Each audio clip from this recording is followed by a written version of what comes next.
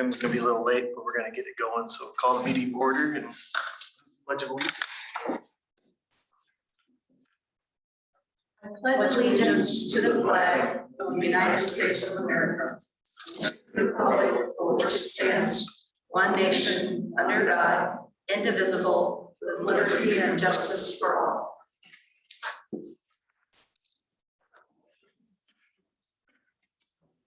Roll call, Karen.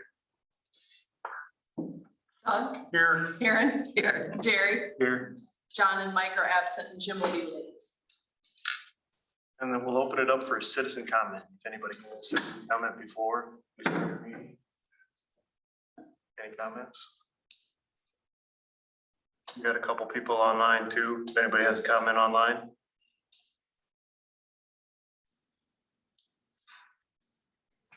No comment. Thanks, Zach. And then we'll move on to the consent agenda. Make a motion to pass the consent agenda. I'll second. Guy. Karen, I. Jerry, I. Oh, Jerry, can we get a motion to approve the agenda too as well? Oh, yep. Make a motion to approve the agenda. I'll second. Doug, aye. Karen, I. Jerry, I should probably done that. Sorry about that.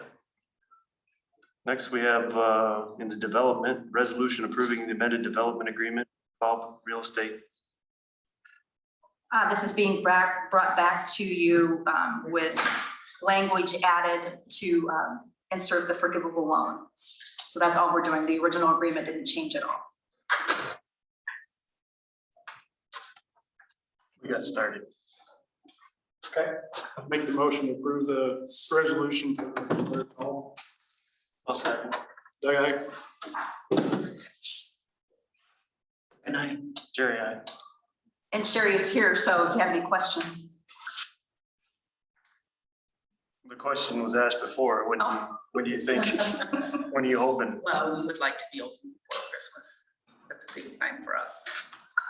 So we'll see. We'll keep our fingers crossed. Yeah. Try to keep them moving.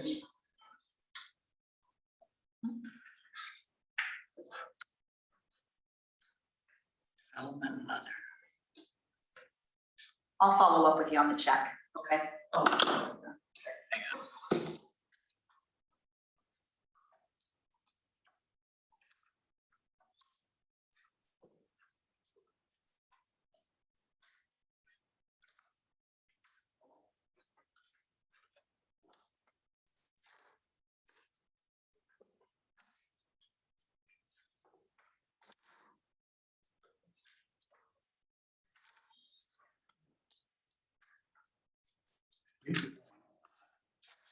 We're administration.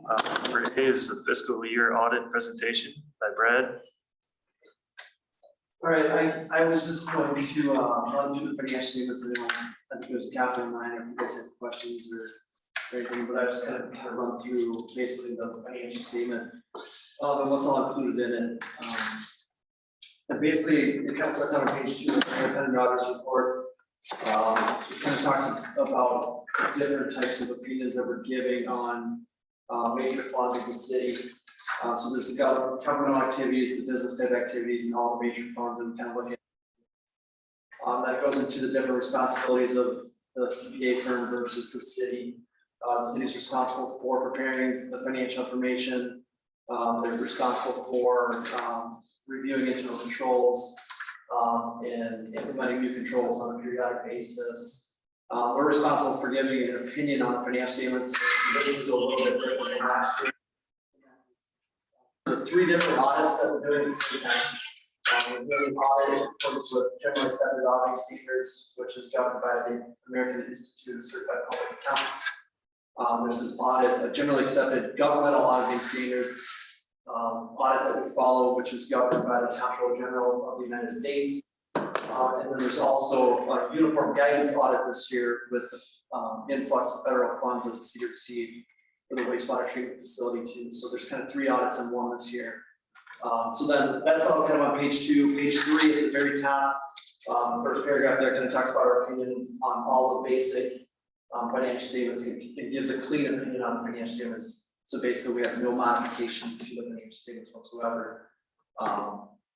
We have a little bit more information on that page about the different types of information that's included within the financial statements and how much is audited versus unaudited. And then the last page kind of talks about a government auditing standards report. And basically, that we have an internal control report at the end of the financial statements too. So there's a little. Page 5 and then page 12 is management's discussion and analysis. And basically, it's a good read to kind of figure out what the major changes were from fiscal year 2020 to fiscal year 2021. It talks about the major increases or decreases, expenses, revenues. Talks a little bit about long-term debt at the end, and it also talks a little bit about how financial statements kind of work to present not only the fund level statements, but sort of like the government-wide statements, which all of the governmental funds kind of roll up into a governmental activities column. Same with the enterprise funds kind of roll up into a business type column too. So it's a very good read. If you were only going to read one thing about financial statements, that would be the most important part there. Pages 14 through I think 17 is up. It's basically the financial statements of the city presented not only at the fund level but at the government-wide level as well. So it kind of talks about, it has presentations of the general fund, the capital projects fund, water fund, sewer fund, those types of things. You kind of see the major changes from year to year. So, and then after that is the notes to the financial statements. The notes go from page 16 to I think 28 or so, and that just kind of points out the significant account balances of the city. Talks about cash and investments and long-term debt and some pension items too. So. Then after that, there's a sort of a bunch of required disclosures in terms of Iowa Public Employee Retirement System has some disclosures that you need to make about the contributions of the city in relation to all of the other contributing entities into IPERS as well. There's a budget to actual report there too, which kind of goes through not only the original budget but the ending budget too. It kind of compares those results to the actual for fiscal year 2021. So. And then there's some more information about the long-term debt and also a 10-year analysis on page 36. So you kind of see trends, over the past 10 years about receipts going up or down, disbursements going up or down too. Once you get into the back of the report, so we have starting on page 37, there is a report on internal controls in accordance with government auditing standards. And basically this is a report that we put together, that we're required to put together in accordance with generally accepted government auditing standards. It talks about our analysis of internal controls in the city. It sort of defines internal controls and any deficiencies into sort of 3 different buckets. You have a material weakness, which are the most significant. You have a significant deficiency, which is kind of less than that, and then you have internal control deficiencies, which are items that are sort of lower level items that aren't reported in terms of the schedule findings and question costs.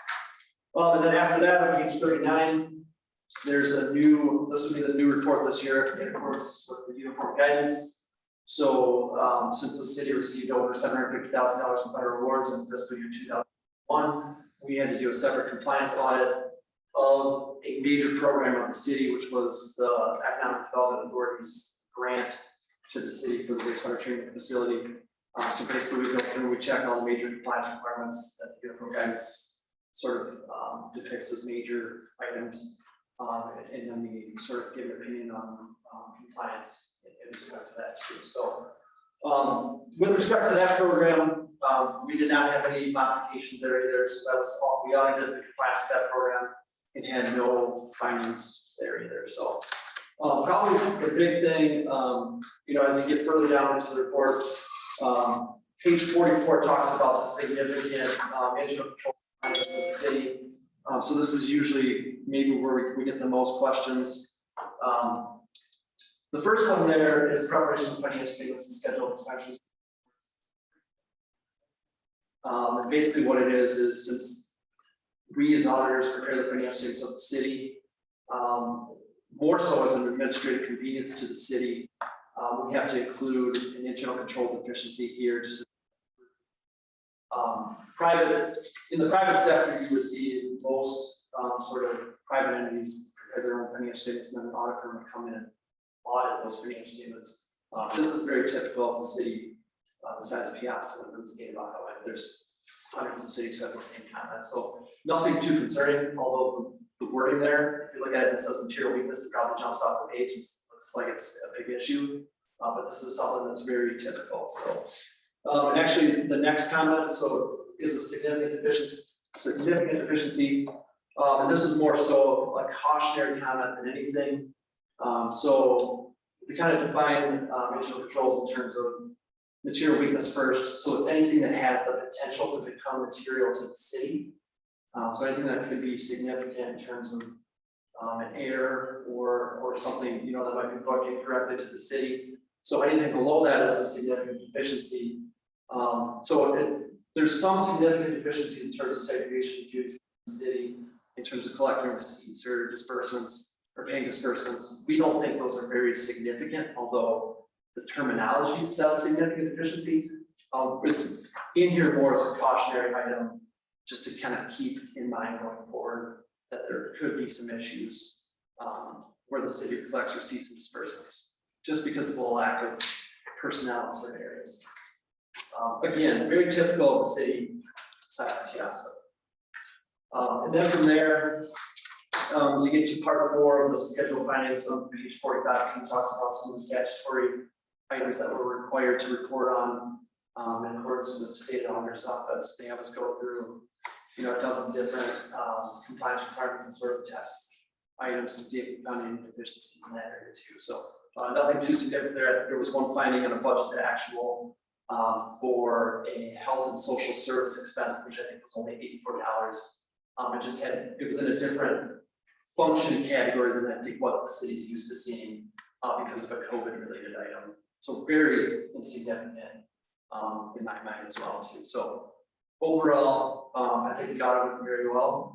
I don't have any other concerns or any items that I guess I would bring up. I don't know if you guys have any questions for me at all.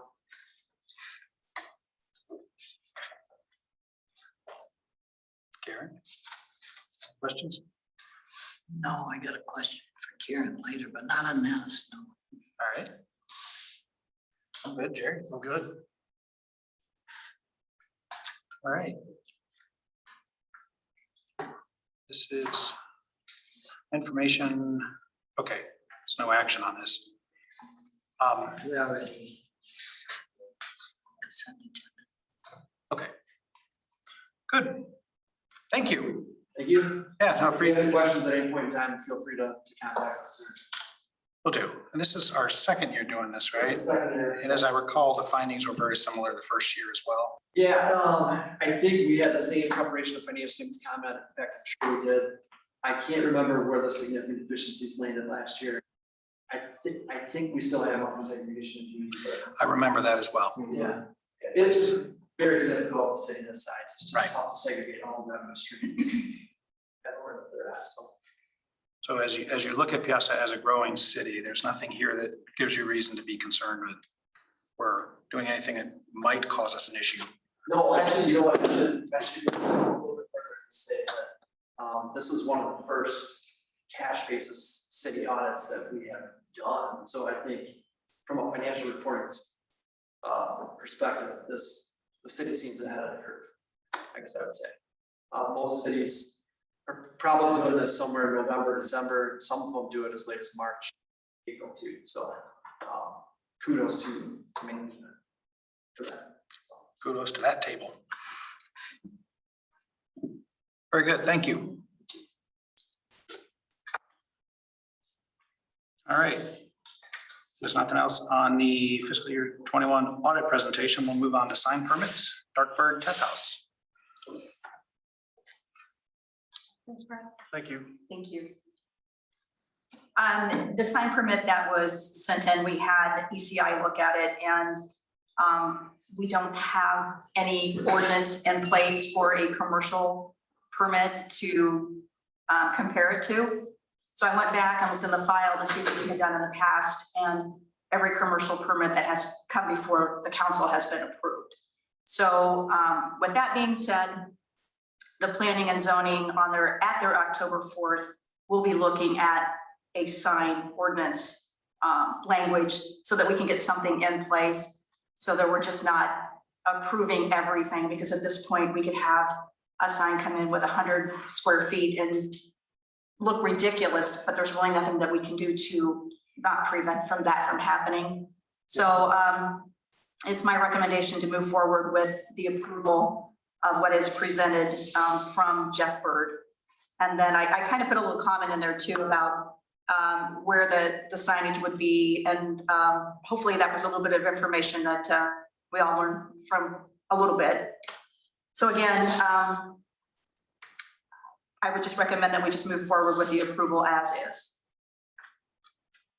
Oh, we had a sign permit, didn't we? For like. We have for all residential. Standing signs. I thought we did something like that for, These are all wall signs. yeah. Correct? Yes, I'm saying for like freestanding signs. for like a Yeah. monument sign. Heights and everything. Yeah. We do have that. But no, I think this looks good. Yeah, it's nothing outrageous. It's very tastefully done. Oh, it looks really good. I'm good with it. All right. Can we get a motion on that? So yeah, this one's to us as an action. I'll make a motion to approve the dark bird F-house signs. Second, Doug, aye. Karen, I. Motion carries with 3. Thank you. And next is the first reading of the ordinance amending zoning map for Peosta mini storage. I'll make a motion. Adopt this ordinance. I think it's approved for the first reading. Yeah, we have. Okay, first reading. I got one question first. Yes, Did you guys have a meeting and get everything worked out? John and, Yes. We got some notes and stuff. We're still working on some things. Okay, good meeting. and this all aligns with PNC, what they recommend? Yeah, this does. They, on the September, 7th meeting, they approved it. Yeah. Recommended to approve it. So if anything else, it'd be.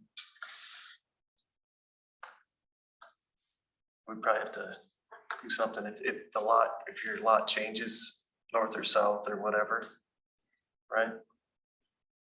If it got bigger. so just to be clear, we've got 3 readings to do, and then after the 3rd reading, we can adopt. That's to us tonight is the first reading. We got a motion. So I understand that there is some ongoing discussion still ironing out some of the details. But in the interest of keeping this moving, we can move this forward as a first reading tonight. I'll second. Doug, aye. Karen, I. Gary, aye. Motion carries with 3. Can't we do all the readings like we did with the other 2 lots? With Mary Call and the 4 lots? So it can be, in this case, because we've still got some outstanding items, and I don't know what those are. I know you've been talking with John. They're a big issue. Okay, I appreciate that. I have not heard that from John. So I don't know. So it's an unknown if we choose to move forward with those. Well, I can make a motion to waive them. See if I get a second. We can. Make a motion to waive the second and 3rd reading. Only question. Jerry, what's your thoughts on everything? I think planning and zoning wants us to approve it. Everything went through it. And like I mentioned before, if anything, it'd be just changing the location of the lot, where it's at. I don't know that the zoning. That's 8-10 years down the line. Yeah, so. I don't This know. kind of goes back to the annexation. I mean, it doesn't go to the comprehensive plan or the PUD. This goes to the annexation where she was told she could have her zoning, so. Do I get a second? Second, Doug, aye. Karen, I. Gary, aye. Motion carries with 3. Do we need a motion to adopt? We do.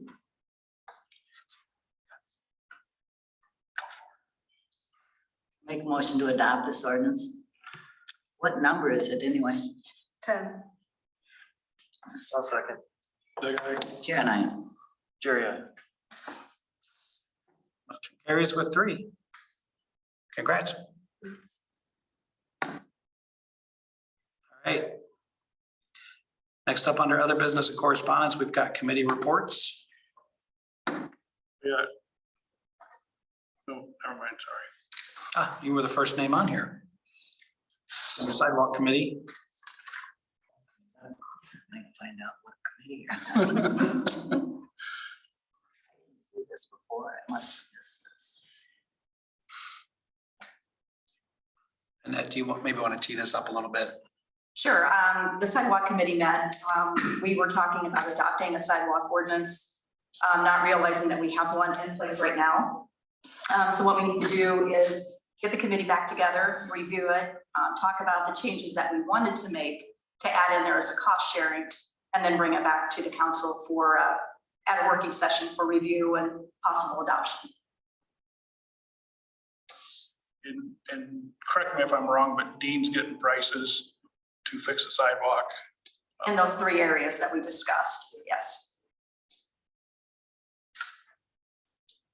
And I have those identified in the public comment section.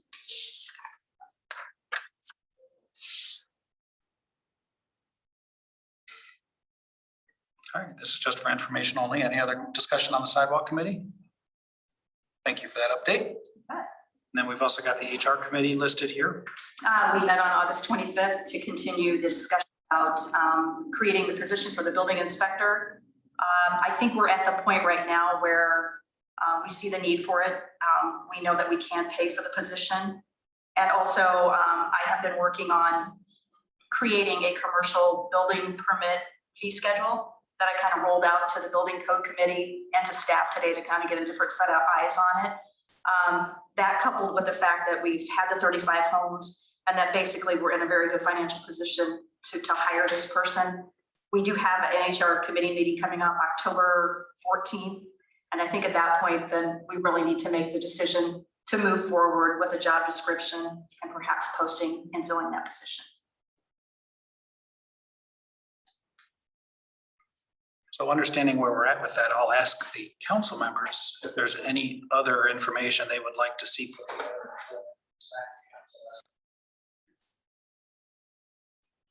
Yeah, I mean, I haven't really seen the job descriptions yet. And pay schedule for that position too.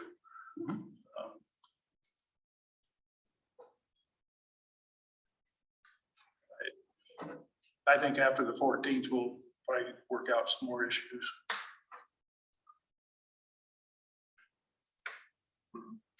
All right, anything else you'd like from the council? No, thank you. Karen, did you have anything you wanted to ask Karen for that? That you want us to work as far as an HR committee? I don't think so. All right. Since you're the only council member here that's not on the HR committee, I just figured to ask you. Well, if I got on it, you'd have to get it done. It'll be a couple months. I like outsourcing this stuff. I like what we're doing with ECIA. And I would really, if we need to go to ECIA and say, what do you know about somebody else and maybe outsource it, we might. It's just something to look at.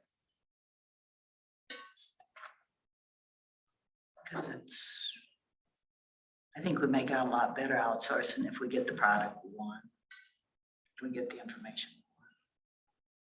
But I've always thought that. So.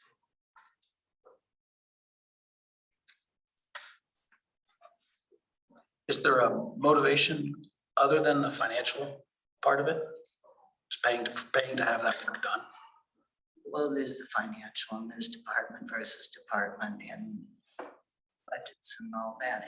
Actually, the insurance, it costs like 60% above what you pay them. That's to play, isn't that right?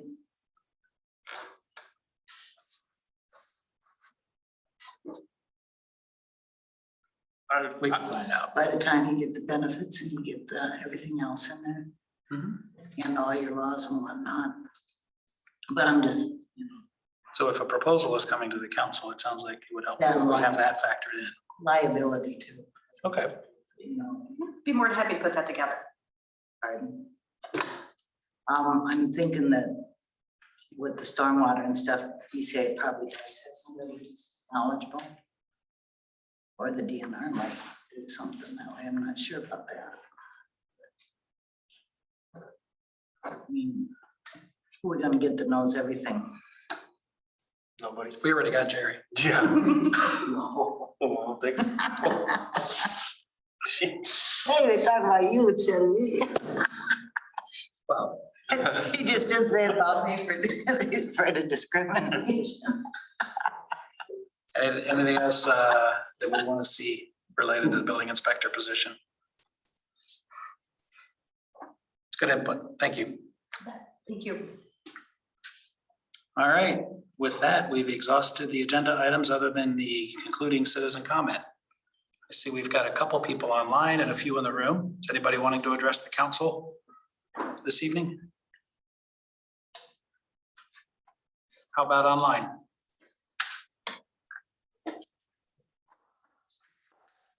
This might be a record, but we'll go for it. I got, Take, yeah, oh, all right. proceed other. Is the city own the railroad lot? And if so, why? Because our attorney thought made it very clear at one meeting that, and I brought it up, because you don't have an agreement with the railroad, you need to have an agreement. Because what would stop someone like me complaining that you're mowing the railroad lot for free? How well can you mow a lot for free? Okay, And there's the liability. I saw the strip, you're talking about my railroad tax. Yeah. Okay. I saw the strip they did, and I'm wondering if that isn't city, partly city there, because they don't go all the way into the railroad property. The city doesn't own that at all. There's no city property there. None there, not even the easement from the street where they took the sidewalk Well, out. easement, but we don't mow easements anywhere else. I don't have a problem mowing it to keep it look nice, but I think we need to do the right things and put it on paper. Okay, I'll look into it. Thanks. By the time we get it on paper, we might have. Do we have a conversation? Because I feel like this has been brought up before. it came up at the open house, when adjacent property owner had shared that she's paying somebody to mow. Yeah, even before that, though, I think we've talked about this before. So I don't, Karen, do you remember, did we ever talk to the railroad about that? I don't know that we have talked to the railroad. I don't know that we're going to get very far with the railroad Yeah. either. Which reminds, speaking of the railroad, my husband has recently shared the decibel level on that whistle exceeds our ordinance, our noise ordinance. Just run it down. Don't you agree? The I have no idea, my ear is not that well tuned. train exceeds our noise ordinance. Get up. Probably exempt. I don't even know. It's exempt, yeah. His siren probably exceeds it too. Yeah. He's Talk about the trains, you're farther down the street, you're not in the middle of the night. usually. That's the night workers. So their trains are in their own world. There is a thing, I thought you'd like that as all. no, there is a thing, and it's been in the back of my mind, Silent. to set up Peosta as a silent zone, so the two crossings could be configured. It takes a lot of work and there's a significant investment, but there is a process by which those can be called a silent zone, and then they wouldn't blow their horn going through Peosta. I have not started that process. We looked into that too before. When we did the railroad crossing down here, when they did that Yeah, it was pretty pricey, wasn't it? pricey, and I think, didn't we have to get another set of lights on the Cox Springs? Probably. Yeah. Yeah, like drop wires in there. And I think we Quadrant have to pay. gates and separators in the road and. Yeah. Yeah, not a trivial thing. Mhm. It's coming up on winter, your windows will be closed. It's true. All right, anything else from the public? Or council? Make a motion to adjourn. Second, okay. Good night. There you go. Adjourn, thank you.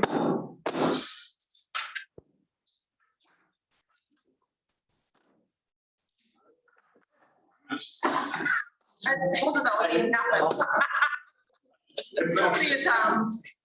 Thank you. Betcha. Thank you for choosing. We're so excited. When's, do you have a? No, I mean, it'll probably be